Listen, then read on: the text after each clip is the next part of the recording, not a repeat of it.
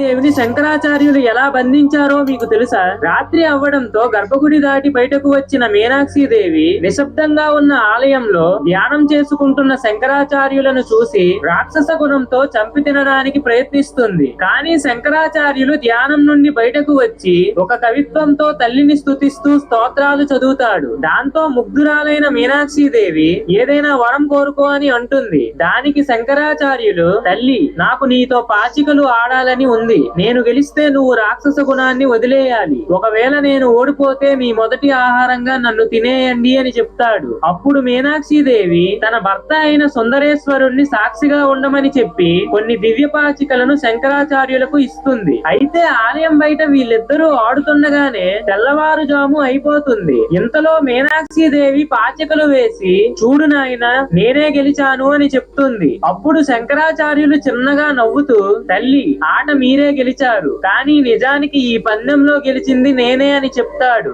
దాంతో సుందరేశ్వరుడు, దేవి తను ఆట ఆడుతుండగానే సంఖ్యాశాస్త్రంతో ఒక శ్రీచక్రాన్ని సృష్టించి అందులో నిన్ను బంధించాడు అని చెప్తాడు. శంకరాచార్యుల వారి తెలివితేటలకు ముగ్ధురాలైన మీనాక్షి దేవి తనలో ఉండే రాక్షస తత్వాన్ని జయించింది. మీకు మీనాక్షి దేవి చల్లని దీవెనలు కావాలంటే జై మీనాక్షి దేవి అని కామెంట్ చేయండి.